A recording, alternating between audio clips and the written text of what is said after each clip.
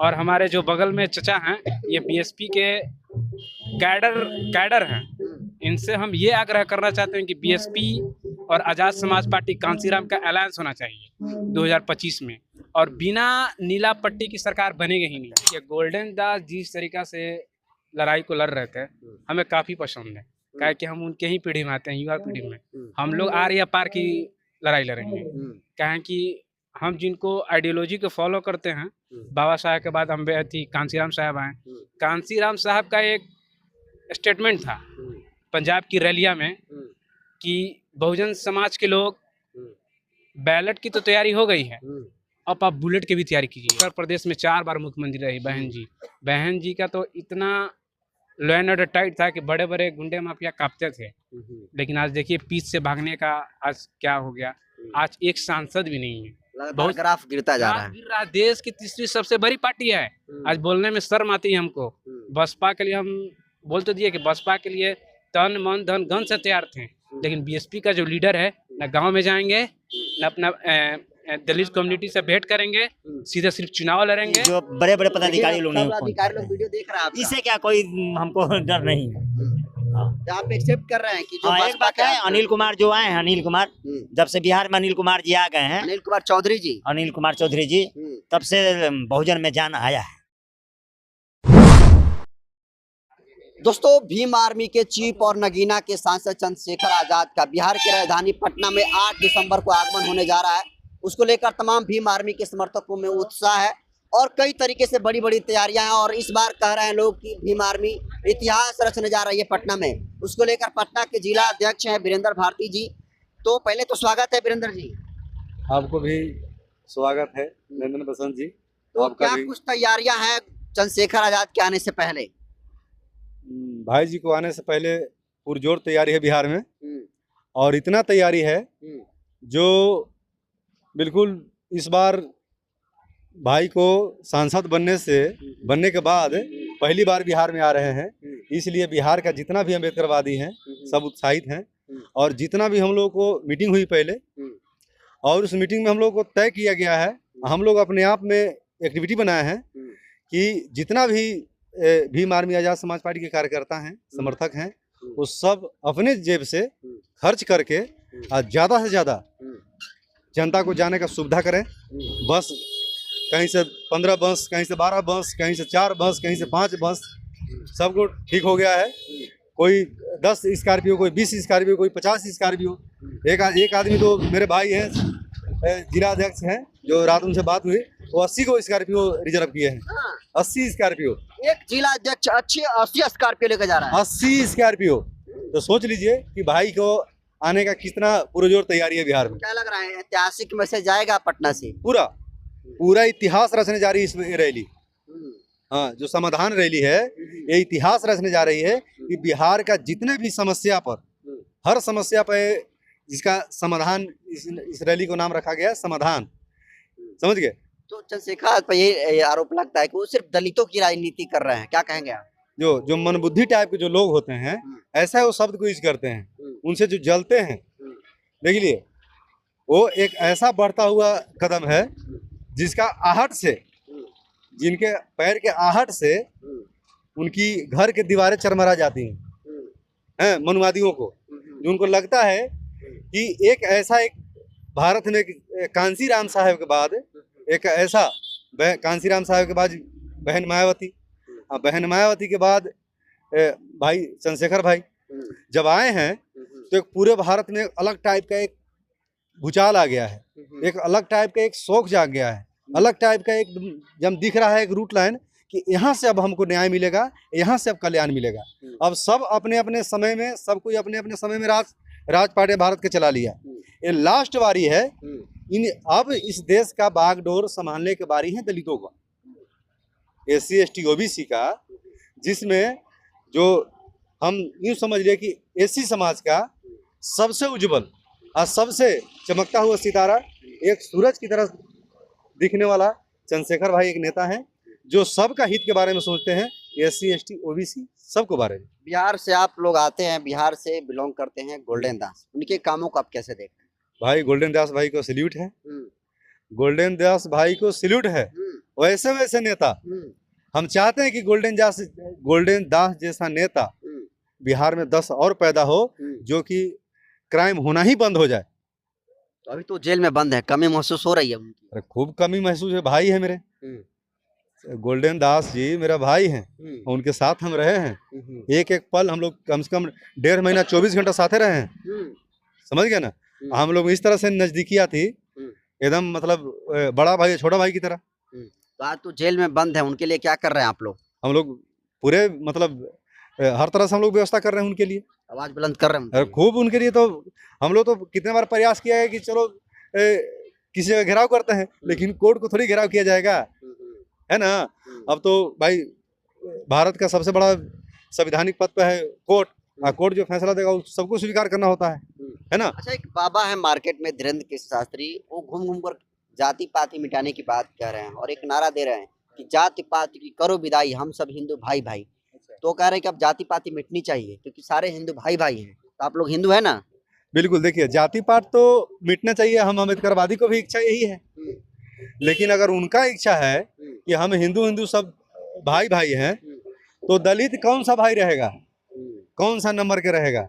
दलितों का क्या अधिकार तुम दोगे, क्या वैल्यू दोगे तुम, क्या हिस्सेदारी दोगे? क्या तुम्हारा 100 बीघा उसमें से 10 बीघा दे दोगे? क्या हमारे कि यहाँ आपके यहाँ शादी ब्याह चालू हो जाएगा? क्या यहाँ जाति प्रथा पूरा रूप से खत्म हो जाएगा? अगर खत्म हो जाए तो शुरू करो आज से, आज हर जगह हिस्सा देना चालू कर दो। अरे भारत का संविधान अधिकार देता है जातिवाद खत्म करने का, संविधान हमें अधिकार देता है कि जातिवाद भारत से खत्म हो। ये बाबा साहब का सपना था। अगर कह रहे हैं कि जाति को त्याग करके सब लोग हिंदू बन जाइए, तो हिंदू बनने के लिए तैयार हैं आप? बिल्कुल, हम हिंदू नहीं बन सकते। क्यों हिंदू नहीं बन सकते? इसलिए हिंदू नहीं बन सकते कि हमारे बाप दादा ने जाने अनजाने में बहुत हजारों साल प्रयास किया कि हम हिंदू बने, लेकिन इन लोगों ने हमें हिंदू बनने ही नहीं दिया, दर्जा ही नहीं दिया। कहीं मंदिर में घुसने नहीं देता है, कभी इनका भगवान हमसे छुआ जाता है। अब जब हम लोग पढ़ते लिखते नहीं थे उस टाइम इन लोग का हमसे भगवान छुआता था। अब इनके भगवान से हम छुआते हैं, क्योंकि इनका भगवान के दुआ और आशीर्वाद हमें नहीं चाहिए, हमें स्कूल चाहिए। हिंदू नहीं है तो फिर क्या है आप लोग? हम एक इंसान है, ना हम हिंदू है ना मुसलमान है, हम इंसान हैं। और हम ये भीम आर्मी इंसानियत के ही पाठ पढ़ाता है, किसी से विवाद की बात नहीं पढ़ाता। चलिए, और सारे लोग हैं, क्या कहेंगे? चंद्रशेखर आजाद जी आ रहे हैं पटना में। देखिए, जिस तरीका से चंद्रशेखर आज़ाद भाई जो सांसद बनने के बाद पहली बार पटना में आ रहे हैं, जितने भी बिहार के लोग अम्बेडकराइट हैं, जो अम्बेडकर को मानने वाले लोग, उनमें काफ़ी उत्साहित हैं। और ये मिलर हाई स्कूल हमें लगता है ये छोटा पड़ जाएगा, इनको लेना चाहिए था गांधी मैदान। अच्छा, क्योंकि जिस तरीका से बिहार के दलित कम्युनिटी में उत्साहित हैं, मिलर हाई स्कूल तो छोड़िए, गांधी मैदान भी छोटा पड़ जाते हैं। क्या माने, तो अतिशयोक्ति में आप इतना कह रहे हैं? नहीं। पिछली बार चंद्रशेखर आजाद जी आए थे और लोग उतने नहीं आए थे, मिलर स्कूल भी नहीं, आधा भी नहीं भर पाया था। उस टाइम कोई हिंदू का फेस्टिवल था, इसके कारण नहीं था, जबकि मैं गया था उस टाइम, पटना में ही था। मेरे पास वीडियो भी है, आपके चैनल पर बैठ भी दिया हूँ, शायद आपको पहली बार जी। और जिस तरीका से भोपाल में भीड़ थी, उससे कहीं ज्यादा भीड़ होती है। और ये समाधान ही रैली, सोचिए कि जितने आरजेडी जेडीयू बीजेपी है वाले हैं, इनको समाधान ही कर देना है। हाँ। आने वाली चुनाव में।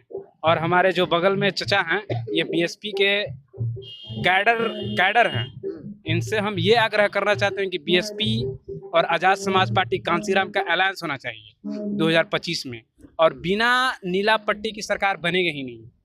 अगर अलायंस होती है तो, कहें कि हमारे बिहार में दलित कम्युनिटी की आबादी 21% है। 21% कहने का मतलब चुनाव अलट या पलट दिया जाएगा, इधर या इधर। जो ये लोग गेरुआ बांध के बैठे हैं, कभी आरजेडी, कभी जेडीयू, कभी बीजेपी। दलित का क्या हाल है आज? डेली माँ बहन पर अत्याचार हो रही है, डेली रेप बलात्कार हो रही है, हत्याएं हो रही है। आखिर क्यों हो रही है? कान में तेल डालकर नीतीश कुमार जी सोए हुए हैं। इनका प्रशासन तो इतना लापरवाह है कि एक दलित कम्युनिटी के साथ कुछ भी हो रहा है, देखिए FIR तक लॉन्च नहीं हो रहा है। आप देखें रूपा हत्याकांड, एक दलित कम्युनिटी की बच्ची थी, उसके साथ निर्भया से भी जघन्य अपराध हुआ, लेकिन कार्रवाई जीरो। उल्टी जो गोल्डन दास थे, जो उनकी आवाज़ बने, उनको जेल में डाल दिया गया। गोल्डन दास का काम आप लोगों को कैसा लगता है? देखिए, गोल्डन दास जिस तरीका से लड़ाई को लड़ रहे थे, हमें काफ़ी पसंद है। क्या कि हम उनके ही पीढ़ी में आते हैं, युवा पीढ़ी में। हम लोग आर या पार की लड़ाई लड़ेंगे। क्या है कि हम जिनको आइडियोलॉजी को फॉलो करते हैं, बाबा साहब के बाद अम्बेडकर कांसीराम साहब आए। कांसीराम साहब का एक स्टेटमेंट था पंजाब की रैलिया में कि बहुजन समाज के लोग बैलेट की तो तैयारी हो गई है, अब आप बुलेट की भी तैयारी कीजिए। ये आप भ्रम में रह रहे हैं कि आपका मान सम्मान बच जाएगा, यानी बैलेट के साथ बुलेट की भी तैयारी कीजिए। और जब उतना बड़ा शख्स है जो DRDO में साइंटिस्ट थे कांसीराम साहब, जब वो इस बात को बोले तो आज तक दलित कम्युनिटी समझ नहीं पाया। बताइए, कांसीराम साहब जिसने इतना संघर्ष किए हैं कि देश के सबसे बड़े प्रदेश में उत्तर प्रदेश में 4 बार मुख्यमंत्री रही बहन जी का तो इतना लॉ एंड ऑर्डर टाइट था कि बड़े बड़े गुंडे माफिया कांपते थे। लेकिन आज देखिए पीछ से भागने का आज क्या हो गया, आज एक सांसद भी नहीं है। बहुत ग्राफ गिरता जा रहा है। गिर रहा है। देश की तीसरी सबसे बड़ी पार्टी है। आज बोलने में शर्म आती है हमको। बसपा के लिए हम बोल तो दिए कि बसपा के लिए तन मन धन गन से तैयार थे, लेकिन BSP का जो लीडर है न गांव में जाएंगे न अपना दलित कम्युनिटी से भेंट करेंगे, सीधे सिर्फ चुनाव लड़ेंगे। और यहाँ पे जितना बिहार के जो बैठे हुए हैं कौन महतो सिर्फ अभी आप पिछले विधानसभा में रिजल्ट देखें ना, रामगढ़ पिछला बार 189 वोट से हारे, इस बार 1314 वोट से हार गए। ये रामगढ़ जो बसपा उपचुनाव यादव जी को हरा दिया गया। अगर बसपा ठीक से काम करे तो बिना बसपा के सरकार नहीं बनेगी। कितना रोकना चाहेंगे? क्या नाम हुआ आपका? मेरा नाम किसलेक कत्यायन हुआ। तो कत्यायन जी, आपका नाम क्या हुआ? महेश दास। दोस्तों देखिए, ये भीम आर्मी के समर्थक हैं और ये बहुजन समाज पार्टी के आप समर्थक हैं। ये कह रहे हैं कि भाजपा काम नहीं कर रही है, सही तरीके जैसे काम करना चाहिए। ये सही कह रहे हैं, गलत कह रहे हैं? देखिए, इनका कहना जो है कि पदाधिकारी जो बड़े लोग हो जाते हैं वो लोग फील्ड में नहीं उतर पाते। बसपा के? हाँ, इनका कहना यही है। तो सही है या गलत है इनका कहना? इनका कहना तो सही है कि जो बड़े बड़े पदाधिकारी लोग नहीं अधिकारी लोग वीडियो देख रहे हैं आपका। इससे क्या कोई हमको डर नहीं है। तो आप एक्सेप्ट कर रहे हैं कि जो हाँ, एक बात है, अनिल कुमार जो आए हैं, अनिल कुमार जब से बिहार में अनिल कुमार जी आ गए हैं, अनिल कुमार चौधरी जी, तब से बहुजन में जान आया है। तो क्या लग रहा है इनके नेतृत्व में BSP अच्छा परफॉर्मेंस इनके करेगी? नेतृत्व में तो BSP आएगा बिल्कुल। और ये बात है कि बिना इनका सरकार बनने वाला नहीं। एक चीज और कह रहे हैं कि ये चंद्रशेखर आजाद की जो पार्टी आजाद समाज पार्टी और बहुजन समाज पार्टी का गठबंधन नहीं होगा तब तक जो है सत्ता में आना मुश्किल है। क्या कहेंगे आप? गठबंधन होना चाहिए। देखिए, ये जो बात है ना चंद्रशेखर जी के बाद और BSP के बाद, तो ये बहन जी तय करती है, ये हम लोग के बस की बात नहीं। ठीक है, वो तय करेंगी। तो आपको क्या लग रहा है, मतलब गठबंधन हो जाता तो बढ़िया रहता या नहीं? अगर गठबंधन हो जाता तो बहुत अति सुंदर होता और हम लोग मजबूत हो जाते। तो क्या नाम बताए फिर से? महेश दास। महेश दास जी हैं, बहुजन समाज पार्टी के काफी कदावर नेता हैं और काफी बुजुर्ग नेता हैं। जिला प्रभारी अभी हैं आप? नहीं, हम पूर्व में जिला सचिव थे और विक्रम विधानसभा के प्रभारी थे। अच्छा, अभी जिला प्रभारी थे आप? तो कहाँ के जिला प्रभारी थे, किस जिला के? पटना जिला सचिव थे और विक्रम विधानसभा के प्रभारी। तो आप ये कह रहे हैं कि गठबंधन होना चाहिए चंद्रशेखर आजाद की पार्टी के साथ। और दोस्तों यही जो बात है तमाम आजाद समाज पार्टी के समर्थक को चाह रहे हैं और काफी कॉम्बिनेशन देखिए यहीं पर, ये जो समीकरण है यहाँ पर, यही समीकरण पूरे देश भर में है। और शायद बसपा के जो वोटर है समझ रहे हैं कि अगर चंद्रशेखर आजाद आएंगे पार्टी में, पार्टी के साथ मिलकर अलायंस करेंगे तो निश्चित तौर पर सत्ता में आने का काम होगा। हाँ, क्या करेंगे? आने वाले भविष्य में अगर ये दोनों एक नहीं होते हैं तो बहुजनों का राजनीति जीरो पे फिर से वोल्ट हो जाएगी। क्या कि वोट में बंटाधार होगी। आप पिछले लोकसभा चुनाव देख लिए हैं, मात्र 2 सीट पे आजाद समाज पार्टी कांसीराम लड़ी, बसपा लड़ी 78 सीट्स पे।